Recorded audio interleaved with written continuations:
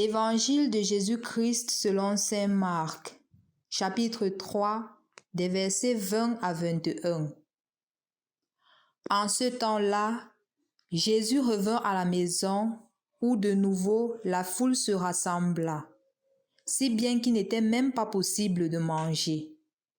Les gens de chez lui l'apprenant vinrent pour se saisir de lui, car ils affirmaient: il a perdu la tête. Au nom du Père et du Fils et du Saint-Esprit. Amen. Loué soit Jésus-Christ. En ce jour où nous continuons notre méditation sur l'évangile de Marc, on présente Jésus qui rentre chez lui. Rentrant chez lui, on se rend compte qu'il y a des disciples qui viennent à sa suite. Et ces disciples sont marqués par le mot foule. On dit qu'une foule le suit. Et on sait très bien que quand on parle d'une foule, c'est un très grand nombre de personnes, au point où c'est difficile de compter. Étant difficile de compter, on dit que okay, c'est la foule. On peut estimer, mais on ne peut pas avoir le nombre exact de personnes. Parce que Jésus a fait de belles choses. Jésus a réalisé des prouesses et les gens sont admirés par ce qu'il a fait. Au point où même quand ils rentrent chez lui, ils viennent avec lui. Une autre chose qui est marquante dans cela, c'est l'attitude de Jésus. Quand la foule arrive, il est toujours au service de la foule. C'est pour cela qu'on dit qu'il n'a même pas le temps de manger. Parce qu'il sait que sa mission, c'est pour cette foule-là.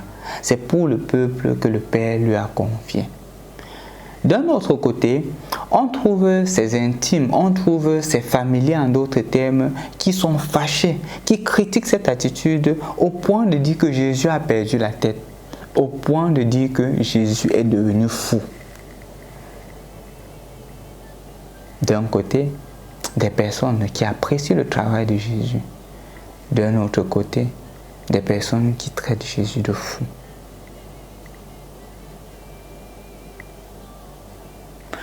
Mon frère, ma soeur, je crois fermement que c'est ce qui nous arrive dans notre quotidien, dans la relation employeur-employé. Parfois, le patron, l'employeur, donne le meilleur de lui-même pour que l'employé se sente à l'aise, pour que l'employé soit heureux, mais l'employé n'est pas reconnaissant. D'un autre côté, il y a des employés qui donnent le meilleur d'eux-mêmes pour les entreprises, pour la compagnie, mais tout d'un coup, on les renvoie. On en a l'expérience. Des personnes qui ont donné leur vie pour une entreprise. Et on est toujours en train de leur critiquer. On est toujours en train de se moquer d'eux. On est toujours en train de voir en mal ce qu'ils font. Pourtant, ils disent qu'ils donnent le meilleur d'eux-mêmes. Et ils sont convaincus qu'ils donnent le meilleur d'eux-mêmes. On voit aussi cette attitude dans la famille. Par exemple, l'époux à l'égard de son épouse. Parfois, madame fait tout pour que l'homme soit heureux. Madame fait tout pour que l'homme fasse l'expérience de la joie. Mais tout ce qu'il a à faire, c'est de critiquer ce qu'elle fait. Elle prépare, il critique. Elle fait ceci, il critique. Elle fait cela, il critique. C'est ce qui arrive. C'est la même chose à l'égard de l'époux. Parfois, il donne le meilleur de lui-même pour rendre sa femme heureuse. Il s'efforce à faire des sacrifices, mais la femme ne voit pas. Elle ne voit pas ce qu'il est en train de faire. Elle voit seulement ce qui manque. Et parfois, elle critique tout ce qu'il est en train de faire. Pourtant, il le fait par amour pour son épouse. C'est la même relation entre les parents et les enfants. Parfois, les parents donnent le meilleur d'eux-mêmes. Ils donnent le meilleur d'eux-mêmes pour que les enfants soient heureux, pour que les enfants aient un meilleur avenir, mais les enfants ne voient pas. De la même manière, il y a des enfants qui donnent le meilleur d'eux-mêmes pour que leurs parents soient fiers d'eux, mais tout ce qu'ils savent faire, ce n'est que de critiquer. Parfois, face à ces attitudes, nous pensons à un mot: démission. Parfois, nous sommes appelés à dire que ça en est trop. Ça en est trop parce que tout ce que je fais, il ne voit pas. Tous les efforts que je suis en train de fournir, il ne voit pas. Et puisqu'il ne voit pas les efforts que je suis en train de fournir, je décide donc de laisser. Je ne fais plus. Beaucoup d'entre nous sont tombés dans cela. Beaucoup d'entre nous se sont découragés. Beaucoup d'entre nous ont démissionné parce qu'ils ont vu leur effort voué à l'échec. Chers frères et sœurs dans le Christ, je suis d'accord avec ce qu'on ressent quand on fait des efforts et cela n'est pas accepté, n'est pas apprécié. Je suis d'accord que cela pourrait pousser à cette tendance-là. Cela pourrait pousser à se dire, ok, je laisse pour que lui-même il vienne faire. Mais je voudrais vous présenter la réaction de Jésus face à la critique de ses frères et ses sœurs. Premièrement, remarquons que nous ne sommes qu'au chapitre 3, quand les familiers de Jésus viennent dire qu'il a perdu la tête. L'évangile de Marc comporte 16 chapitres. Ça veut dire que quand on a dit de Jésus qu'il a perdu la tête, quand les familiers viennent l'arrêter pour le ramener à la maison, il ne se décourage pas. Il ne dit pas que comment est-ce que les gens m'apprécient, mais toi en qui j'ai plus d'espoir, toi en qui j'ai plus d'attente, c'est toi qui me critiques. Comment est-ce que cela se fait? Et donc, si c'est le cas, je me décourage. Jésus ne se décourage pas. Jésus continue. Et il continue jusqu'à la croix. Et de l'amour, de la mort de la croix, il nous manifeste combien il nous aime. La raison forte pour laquelle Jésus ne s'est pas découragé se trouve en effet dans le début de son ministère, dans le premier chapitre de l'évangile de Marc, à travers son baptême.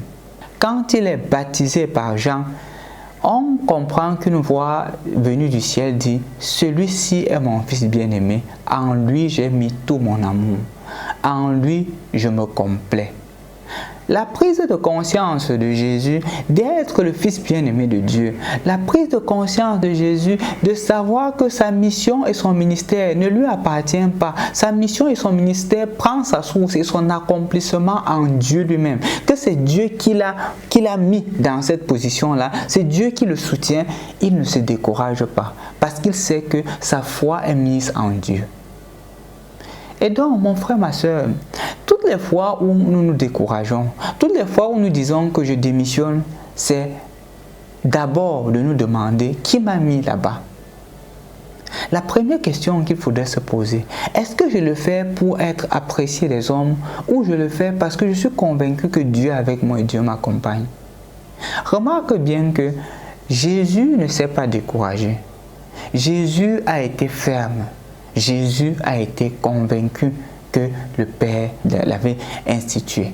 Et l'ayant institué, il sait que les difficultés viendront, mais il ne se découragera pas. Est-ce le cas pour toi aujourd'hui?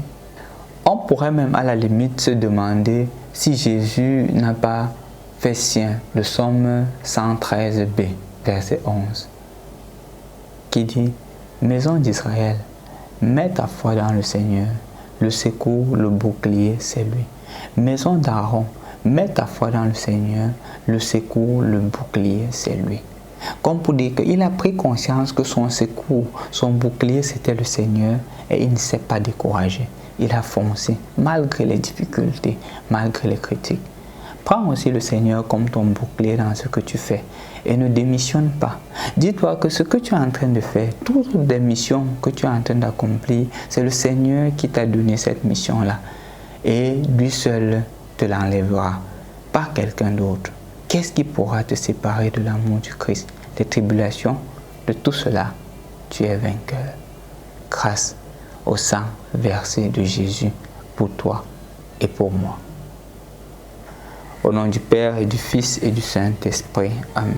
Merci d'un cœur reconnaissant, merci au Seigneur 3 fois saint, merci, car il a donné Jésus-Christ.